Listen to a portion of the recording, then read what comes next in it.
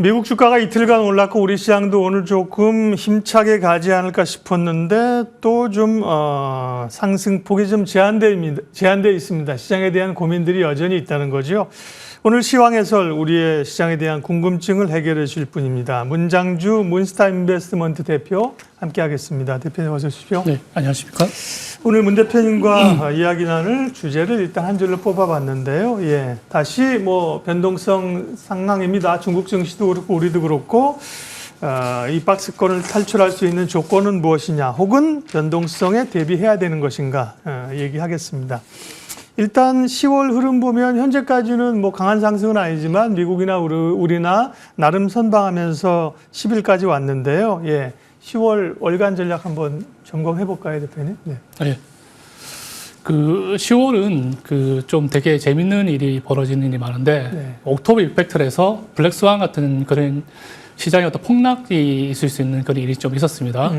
근데 10월에 시장이 첫째 일만 좀 시장이 좀 빠졌고 지금까지 네. 견조한 흐름을 보였었는데, 일단 10월에 좀 나름대로 좀 우려했던 블랙스완 같은 일이 한 4가지 정도 있었습니다. 첫 번째는 네. 이제 미 동부 해안에 있는 파워, 그 다음에 9월 고용 보고서, 이 2개의 이슈는 이제 지나갔었죠. 지나갔죠. 근데 예. 어저께 이제 9월 FOMC 의사록을 보면 파월 의장께서 이제 50bp를 강하게 밀어붙여가지고 통과됐던 부분이 있고, 실질적으로 의견이 많이 분분했지 않습니까? 네. 그리고 이제 어저께도 이제 3분기 GDP 아틀란타 나우로 보면 3.2%가 나와서 실제적으로 오늘 저녁에 나오는 CPI를 보면서 11월에 대한 이제 금리 인하를 볼 수 있는데, 네.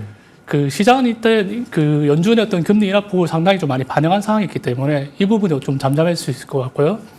그 다음에 지금 가장 큰 문제가 되는 거는 중동 이슈, 그 다음에 네. 지금 이동성 상황인데, 오늘 아침에도 제가 이제 버스 타고 오기 전에 이제 이스라엘에서 네타냐후 총리가 이제 국민들을 통해서 담화한 거 보니까 이스라엘만 유일하게 이란에 대적을 해서 악의 축을 이제 해결한다고 강한 메시지를 좀 냈지 않습니까? 그런 부분이 좀 사실 좀 불안한 요소가 보이고요. 유동성 흐름도 제가 체크를 해보니까 좀 지지율이 좀 빠지고 있는 상황이기 때문에 유동성이 좀 축소화되는 측면에서 미국은 주가가 올랐기 때문에 괴리가 벌어지는 상황이기 때문에 언제든지 좀 주가가 외부 충격이라든가, 그리고 지금 오늘 저녁에 미국 허리케인 밀턴이 네. 닥쳐서 예. 100년 만에 가장 강력한 네. 이제 허리케인 이제 강도인데, 예전에 카트리나보다도 피해 규모가 클 거라고 지금 이야기를 하고 있지 않습니까? 네. 그래서 그런 부분도 좀 살펴볼 필요가 있을 것 같습니다. 네. 중동 리스크 부분은 여전히 잠복해 있는 리스크이죠. 그 부분은 잠시 후에 구체적으로 좀 살펴볼 거고요. 차트 준비해 주신 거 보니까 모든 돈들이 미국으로 향해서 몰려들고 있다, 그러면서 그림을 하나 준비해 오셨는데 이거 설명 좀 해주세요. 네. 이 차트는 미국, 쉽게 말하면 뭐냐면 네. 외국에 있는 사람이 미국에 있는 자산을 사는 거랑, 네. 그다음 미국에 있는 사람은 해외에 있는 자산을 사는 건데, 이제 미국의 GDP로 나눴던 부분인데, 지금 마이너스 80%라는 거는 외부에 있는 돈이 미국의 GDP 대비했을 때도 80% 이상이 들어왔다는 거죠. 예, 저게 떨어지는 게 돈이 빠지는 게 아니라 그렇죠. 네, 그러니까 미국 내에 있는 사람들도 미국에 투자하는 거고, 해외 투자를 줄이고, 네. 그다음에 외국에 있는 투자자들도 미국으로 돈이 들어오는 그런 추세적인 측면을 좀 보이고 있는 걸 보시면 되는데, 예. 제가 말씀드린 것처럼 글로벌 유동성이 아니고 미국 내 유동성을 좀 보더라도 좀 빠지고 있는데, 해외에서 이런 유동성이 유입되면서 미국 시장이 좀 견조한 느낌을 저는 많이 받습니다. 네. 그런 구조적인 이야기는 나중에 또 딥사이트 시간 이럴 때 깊게 좀 얘기하도록 하겠고요. 오늘의 추세만 봅니다. 중동 리스크를 얘기를 좀 하려고 합니다. 사실은 중동 쪽에서도 긴장감을 좀 해소하기 위해서 노력을 합니다만, 이스라엘의 태도가 워낙 강경해서요. 그리고 유가는 급등했다가 다시 하락하면서 일단은 좀 진정이 되는 것 같은데, 중동 리스크는 어떻게 봐야 됩니까? 네. 제가 1년 전에 제가 이스라엘 가자 하마스 전쟁이 났을 때, 그때 앵커님하고 그런 말씀 했지 않습니까? 중동에 분쟁이 나더라도 유가가 올라가지 않으면 중동 리스크를 크게 볼 필요 없는데, 맞아요. 예. 유가만 보라고 말씀했는데, 유가 차트를 보시면 실제적으로 이틀 전에 마이너스 4%에서 5% 정도 이제 큰 폭으로 떨어지고, 네. 전일도 마이너스 2% 이상 빠졌다가 장중에 회복하면서 지금 반등하고 있는데, 네. 실제적으로 지난주에 중동 리스크가 있었을 때 13% 정도가 올랐습니다. 바닥에서. 그러니까 이제 올랐던 폭에 대해서 어느 정도 이익 실현을 하고 나오는 이제 그 매도 측면이고 그 조정을 받는다고 생각하면 당연히 중동 리스크를 다시 그 유가가 포함할 텐데 제가 볼 때 이제 문제가 되는 건 뭐냐면 이스라엘이 이번에 이란이 180개의 단두 미사일을 이스라엘에 보냈지 않습니까? 네. 지난주 월요일 날. 그런데 이 되게 재미있는 게 뭐냐면 180개의 단두 미사일을 보냈을 때 그 보냈던 그 미사일이 되게 신형의 단두 미사일이었고 실제적으로 이제 이스라엘 방공망을 뚫고 그 이스라엘의 이제 그 공군기지인 네이팜 기지를 네. 또 타격을 했었거든요. 근데 이제 좀 재밌는 게 뭐냐면 그 제가 그 차트를 좀 보여드리면 그 이스라엘도 보면 가스 생산을 많이 하고 있는데 예. 그 이번에 이제 이란에서 그 180개의 단두 미사일을 이스라엘 쏘았을 때 동시에 그 이스라엘의 가스 유전 중에서 좀 세 번째로 좀 큰 지역이라고 하는 카리시라는 지역이 있는데 이 지역에 드론 공격을 했습니다. 그래서 이스라엘 내에서는 이 부분을 좀 시시하고 있는 분위기인데 원래 미국은 기본적으로 서로 상호 이제 대응하는 게 1대2 대응이지 않습니까? 그러면 이스라엘 입장에서는 만약 가스전에 대해서 자기들이 이제 그 공격을 받았으면 이스라엘 역시도 이란의 정유 시설을 공격할 수 있는 그런 명분을 얻을 수가 있다는 거거든요. 근데 이제 이번에 이제 이스라엘 네타냐후는 사실은 바이든 대통령의 말을 안 듣지 않습니까? 안 듣죠. 예. 그리고 지금 기간은 대선을 그 불과 이제 한 달 안 남겨둔 상황이고 바이든 대통령 이미 내임덕 있는 상태이기 때문에 네.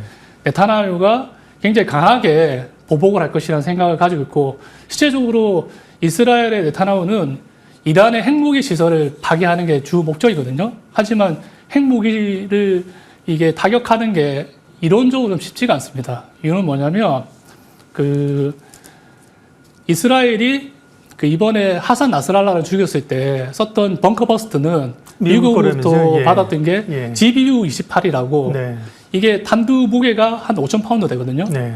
그러니까 이걸 떨어뜨렸을 때 콘크리트 6m 정도를 파괴합니다. 네. 그런데 이제 이스라엘의 동부 산악 지역에 훨씬 밑에 있다. 그 예. 핵시설을 이제 하고 있는데 이 정도를 파괴하려고 하면 그 GBU-57이라고 하는 네. 그러니까 단두 무게가 한 3만 파운드 되는 그런 것들을 미국으로부터 받아야 되는데 지금 현재 시점에서는 이스라엘이 미국으로부터 받지 못했어요. 네. 그리고 지금 바이든 행정부는 그 이스라엘의 그 이란의 재본복에 대해서 좀 수위를 낮춰라. 그렇죠. 그러니까 미국의 도움을 받기 힘들다는 거죠. 그러면 핵시설을 타격하는 게 어렵고 그리고 되게 재밌는 거는 이란의 핵시설이 보시면 그 그림에 보시면 한 군데가 아니고 12군데로 지금 나눠져 있거든요. 예. 그리고 실제적으로 이스라엘에서 이란까지 가는 거리가 있기 때문에 동시에 이 12군데를 타격하기 힘듭니다. 그래서 핵시설에 대해서는 그 타격할 거로 보지 않고 현실적으로 좀 볼 수 있는 거는 유전시설이나 유전, 그 다음에 석유 정제시설 정도로 지금 생각하는데 순서대로 보면 그 유전은 되게 재밌는 게 그 이란의 주요 유전시설이 보면 이란은 땅덩이가 되게 넓은 나라거든요. 근데 이제 서부 쪽으로 몰려 있습니다. 그렇다는 말은 사실은 직선거리로 봤을 때 또 가깝다는 거네, 이스라엘. 이스라엘에서 거리가 1,500km에서 1,800km밖에 안 되기 때문에 이스라엘의 주력인 F-15 그 전투기가 작전 거리가 1,800km거든요. 네. 충분히 할 수가 있다는 거죠. 근데 이제 유전을 만약에 공격을 하면 어떤 일이 벌어지냐면 이게 유전을 만약에 공격을 했으면 하면 이란에 이제 있는 유전이 한 157개 중에서 개발했던 게 한 75개 정도 되는데 유전을 만약에 때리게 되면 유전이 폭발하면서 불이 나잖아요. 네. 그러면 어떤 현상이 벌어지냐면 엄청나게 뭐 많은 이제 이산화탄소라든가 이 유해 물질이 나올 거고 그 다음에 이 그 육상을 통해 가지고 이 페르시아만 쪽으로 이 유해 물질이 들어가게 되면 쉽게 말해서 유조선이 터졌을 때 까만 이제 본유가 바다에 퍼진 것처럼 그런 상황이 환경오염이 벌어지면 되고, 예. 환경오염이 발생될 수 있죠. 네. 그렇기 때문에 유전을 이제 타격하는 거는 사실은 굉장히 큰 그 전 세계인의 반대가 클 수가 있습니다. 그래서 네. 이 부분은 좀 힘들 것 같고 지금 이제 전문가들이 이야기하는 거는 그러면 이란의 이제 석유 시설에 수출하려고 하면 정제를 하고 난 그 물량을 보관을 하는 데가 있잖아요. 네. 그게 터미널이거든요. 근데 이제 되게 재밌는 게 이란은 이 다른 나라에 비해서 그 석유 수출할 수 있는 그 터미널이 이 카그 섬이라고 하는 터미널에 대부분 물량을 다 갖고 있어요. 100%, 95%를 여기에서 지금 들고 있거든요. 예. 이 카그 섬에서 처리하는 일처리가 150만 배럴인데 여기를 타격하게 되면 상당히 큰 위험이 생길 수 있죠. 이란 경제에. 그리고 실제적으로 이란의 그 석유의 수출은 거의 100% 중국으로 이루어지기 때문에 요즘 그렇다면서요. 예. 이 카그섬 터미널을 더 만약에 공격을 하게 되면 실제적으로 이란 경제에도 심각한 타격을 줄 수도 있고 그 다음에 이란으로부터 값싸게 수출하는 중국도 타격을 입을 수 있기 때문에 전문가들 입장에서는 카그섬을 혹시 그 타격하는 거 아닌가 그런 이야기도 있는데 근데 이제 똑같이 카그섬도 위치를 보시면 페르시아만 쪽에 돼 있기 때문에 타격을 하게 되면 이 지금 이란은 아랍권 국가들하고 반목하지 않기 위해서 웬만하면 지금 피해를 안 주려고 하는데 만약에 이 카그섬도 만약에 타격을 하게 되면 페르시아만에도 오염이 될 수 있습니다. 그러면 지금 이란이 아랍 국가 중에서 가장 사이가 좋은 게 UAE인데 UAE가 지금 보시면 근접해 있잖아요. 예. 그럼 또 영향을 받을 수 있기 때문에 제가 볼 때 이 가능성도 한 중간 정도 될 것 같고 그러니까 제가 볼 때는 이제 현실적으로 봤을 때는 정유 시설을 좀 타격하는 게 좀 가능성이 크지 않겠나. 그럼 보면 이란의 이제 그 일 생산이 300만 배럴인데 그 중에서 이제 세 군데 아바단 정유소라든가 이스파한 정유소, 반다르 아바스 정유소 세 군데에서 이제 그 정유 시설을 처리하는데 그 중에 아바단 정유단이 지금 위에 보시면 카그섬 위쪽에 위치가 돼 있고 위치상으로 그 이스라엘에서 그 공격하기가 되게 좋아요. 그래서 제가 봤을 때는 여기를 타격할 가능성이 좀 있을 것 같습니다. 오히려 또 나름대로 이제 환경 문제도 좀 덜 할 수 있으니까. 그래서 만약에 이런 일이 벌어지면 당연히 이제 국제 유가는 뗄 수가 있는 거죠. 예. 그리고 문제는 뭐냐면 지금 이란이 만약에 이스라엘이 이란의 이제 정유 시설을 만약에 공격을 하게 되면 우리도 이스라엘 가스전을 공격하지만 아랍권의 그 정유 시설을 타격하겠다 이미 엄포를 내고 있지 않습니까? 그러면 이런 상황이 벌어지면 어떤 일이 벌어지냐면 이란이 해협을 보면 호르무즈 해협이 되게 좁아요.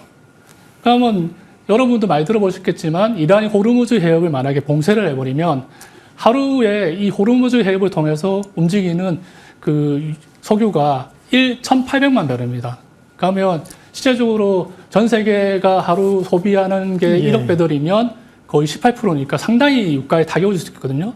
그러니까 이렇게 되면 당연히 유가는 200% 이상으로 급상승할 수 있습니다.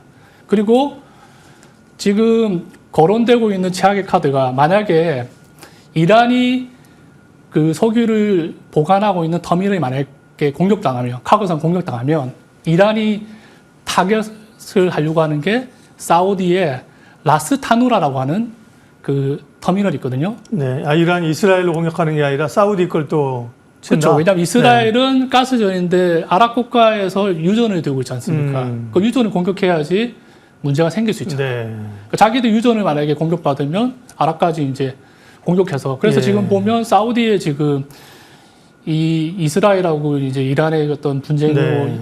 사우디가 지금 들어가는 사인데 만약에 라스타누라라고 하는 사우디의 최대 규모의 수출 터미널에 만약 공격을 받으면 네. 이 라스타누라는 카그섬보다 규모가 4배나 컸습니다. 하루에 처리하는 네. 640만 배럴을 처리하거든요. 만약에 이 터미널이 만약 공격받으면 그렇게 상당히 되면 큰 위험이 그렇게 되면 생기거든요. 양상이 복잡해지죠. 또 그러면 사우디가 공격당하면 미국이 또 가만히 안 있을 거고요. 그죠? 근데 이거는 요 정도까지만 오늘 보겠습니다. 뭐 사실은 굉장히 어떻게 양상이 흘러갈지 모르는 건데 우리가 피상적으로 알고 있는 것보다 디테일하게 그걸 얘기해 주셨고요. 마지막으로 어쨌든 이 부분에 긴장감이 남아 있다는 것을 말씀을 해주신 거고요. 요지가 유동성 흐름도 좀 체크해 주세요. 유동성을 늘 중요한 지표로 보시니까 유동성 흐름은 지금 10월까지 흐름들이 어떤지요? 예. 제가 이전에 이제 방송에 나와서 그 지급준비금이 시중 유동성으로 보라고 이야기했는데 네. 차트를 보시면 2023년도에 SBB 사태가 터졌을 때가 지급준비금의 최소 요구 수준이 3조 달러였거든요. 네. 근데 10월 2일 날 그 발표됐던 이제 지급준비금이 3조 972억 달러거든요. 네. 그러니까 사실은 3조 수준에서 거의 1,000억 미만으로 들어왔기 때문에 그리고 차트를 보시면 지준이 자꾸 축소가 되고 있지 않습니까? 미국 내에 사실은 유동성은 축소가 되는데 그러면 지금 3조를 만약에 위협하면 그 2023년에 생겼던 미국의 금융위기, 그 뱅크런 같은 그런 사태가 벌어질 것인가 네. 그런 이제 위험을 이야기하는 사람이 있는데 저는 이제 사실은 그렇게 보지 않는 게 이 차트를 보시면 그 기본적으로 이제 단기 자금 쪽의 시장에서 이제 문제가 생기는 것을 보려고 하면 단기 자금 시장에서의 그 금리 역학 관계를 봐야 되거든요. 그럼 좀 쉽게 말씀을 드리면 이 빨간색 차트는 지준이고 그 다음에 이 파란색 선으로 되어 있는 거는 레포금리다. 네. 그 다음에 요 녹색으로 되어 있는 거는 1개월물 이제 그 단기채 금리인데 이 단기채 금리가 기본적으로 이 영레포 금리보다 만약에 떨어졌을 때 위기가 생길 수 있거든요. 예. 근데 지금 현재는 이제 아직까지 영레포 금리보다는 위에 있고 그리고 이제 제가 계속 이야기하는 게 연준하고 미국 재무부의 그 한 통으로 봐서 유동성 공급을 봐야 되는데 최근에 유동성 공급은 재무발 유동성 공급이 진행됐기 때문에 예, 그러셨죠. 예. 지금 2023년도 상하고 지금 보면 뭐가 있냐면 2023년도 4월 달에는 부채 한도 협상이 안 됐습니다. 그렇기 때문에 TJ 잔고가 거의 고갈됐었거든요. 근데 지금은 TJ 잔고가 거의 8천억 지금 유지가 된 상태고 실제적으로 부채 한도 협상은 2025년 1월 1일인데 제가 보는 시점에서는 2005년 1월 1일 이후에 1분기쯤에 부채 한도 협상이 많이 지연돼서 재무부가 채권 조달을 못해서 자금 조달을 하지 못하면 네. 그때 유동성이 좀 생길 수 있다는 생각이 좀 듭니다. 그래서 네. 유동성은 그렇게 그 축소되는 측면이 있지만은 그렇게 뭐 위험하게 위험하게 볼 필요는 없다. 네. 예. 예, 오늘 문스타 인베스트먼트 문장규 대표님과 함께 여전히 좀 불안으로 남아있는 중동 리스크하고 유동성 상황 체크했습니다. 문장규 대표님 고맙습니다. 예.